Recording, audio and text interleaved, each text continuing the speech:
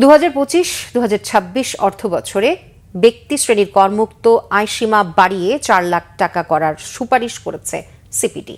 এছাড়া নিত্যপণ্যের উচ্চমূল্য বা মূল্যস্ফীতির কষাঘাত শিগগিরই থামার লক্ষণ দেখছে না সংস্থাটি।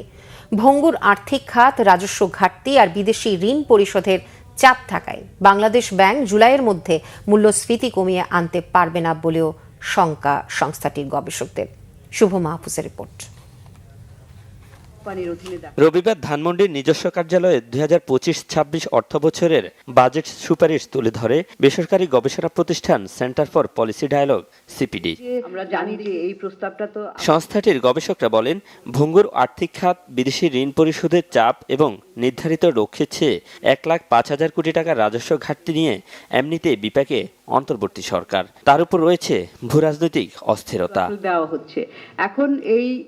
আসছে বাজেটে সীমিত আয়ের মানুষের করের বোঝা কমানো ও হতদরিদ্রের জন্য প্রত্যক্ষ সহায়তা বাড়ানোর সুপারিশ করেছে সিপিডি। অল্প আয়ের, দুর্বল এবং সুবিধা বঞ্চিত মানুষের স্বার্থ রক্ষা করাটা কিন্তু খুব গুরুত্বপূর্ণ। এই প্রেক্ষিতে আমরা যেই প্রস্তাবনাটা করেছি যে ব্যক্তিগত আয়ের কর সীমা, এটা যে ট্যাক্স ফ্রি ইনকামের থ্রেশহোল্ডটা, সেটা 4 লাখ টাকা পর্যন্ত বৃদ্ধি করা উচিত, যেহেতু উচ্চ মূল্যস্ফীতি এবং মানুষের সঞ্চয় ভেঙে খাওয়ার প্রবণতাটা বাড়ছে। এবারের বাজেটে রাজস্ব কাঠামোতে আমূল পরিবর্তনের সুযোগ কাজে লাগানোর তাগিদ সিপিডির গবেষকদের।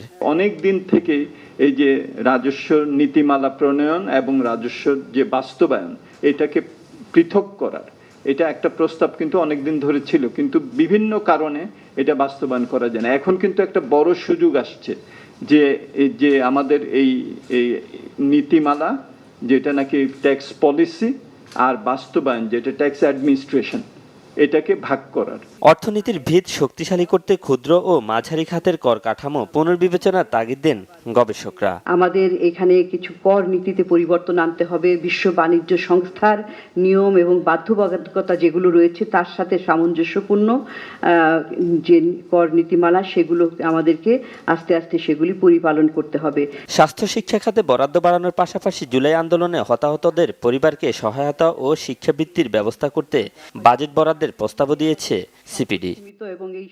শুভ মাহফুজ, বাংলা ভিশন, ঢাকা।